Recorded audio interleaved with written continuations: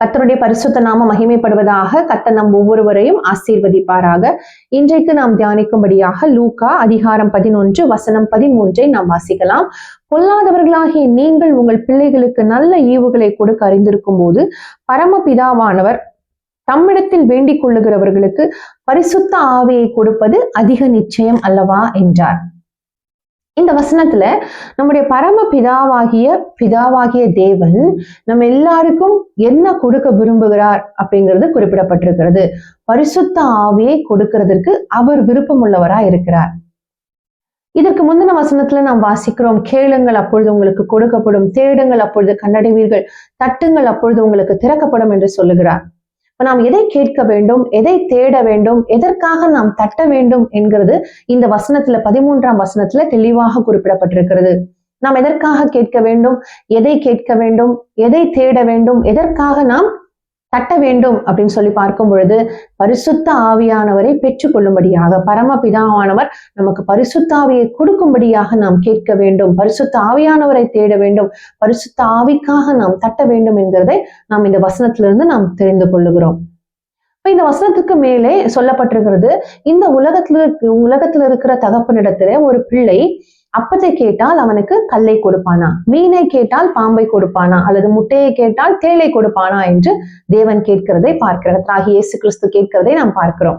அப்ப இங்க குறிப்பிடப்பட்டிருக்கிற அப்பம், மீன் மற்றும் முட்டை எல்லாம் இஸ்ரவேல் ஜனங்களுடைய முக்கியமான உணவுகள் என்று நமக்கு தெரியும்.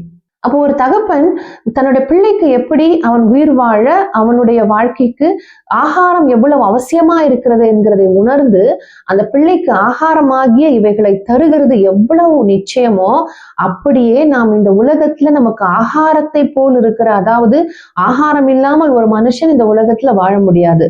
அப்படியாக பரிசுத்த ஆவியினுடைய துணை இல்லாமல், பரிசுத்த ஆவியானுடைய நடத்துதல் இல்லாமல் இந்த உலகத்துல எந்த மனுஷனும் முழுமையான ஒரு வாழ்க்கையை வாழ முடியாது என்கிற பரிசுத்த ஆவியை குறித்ததான ஒரு அவசியத்தை கர்த்தர் இங்கு வெளிப்படுத்துகிறதை நாம் பார்க்கிறோம்.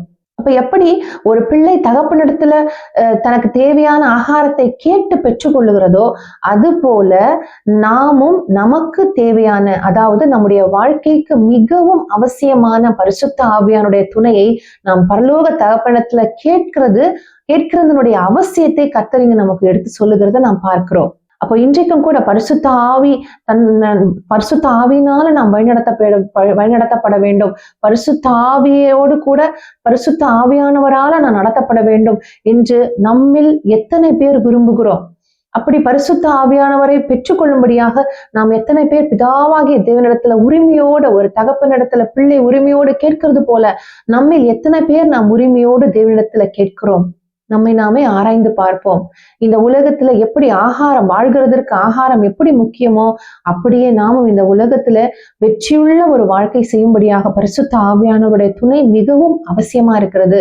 அப்படிப்பட்ட பரிசுத்த ஆவியை நாம் பெற்றுக்கொள்ளும்படியாக பிதாவாகிய தேவனிடத்தில் நம்ம எல்லாரும் உரிமையோடு கூட கேட்போமா? நம்ம எல்லாரும் கண்களை மூடி ஜெபிக்கலாம். பரிசுத்தமுள்ள தகப்பனே, உம்மை துதிக்கிறோம், ஸ்தோத்தரிக்கிறோம், உம்முடைய கரத்தில் எங்களை ஒப்பு கொடுக்கிறோம். பரிசுத்த ஆவிக்காக கர்த்தாவுடைய கரத்துல எங்களை தாழ்த்தி ஒப்பு கொடுக்கிறோம். கர்த்தாவே, தகப்பன் பிள்ளைகளுக்கு இறங்குறது போல கர்த்தர் தமக்கு பயந்தவர்களுக்கு இறங்குகிறார் என்ற வசனத்தின்படி கர்த்தாவுடைய தகப்பனானால் நாங்கள் கர்த்தாவுடைய பிள்ளைகளா இருக்கிறோம். நாங்கள் உம்முடைய கரத்துல எங்களை ஒப்பு கொடுத்து பரிசுத்த ஆவிக்காக உம்மிடத்துல நாங்கள் கர்த்தாவை கேட்கிறோம். பரிசுத்த ஆவிக்காக உம்முடைய சமூகத்துல நாங்கள் தட்டுகிறோம். கர்த்தாவே, நீர் பரிசுத்த ஆவியானவரால் எங்களை நிறைக்கும்படியாய் ஜெபிக்கிறோம். இயேசுவின் நாமத்தில் ஜெபிக்கிறோம் பிதாவே, ஆமென். கர்த்தர் தாமே நம்மை ஆசீர்வதிப்பாராக. ஆமென்.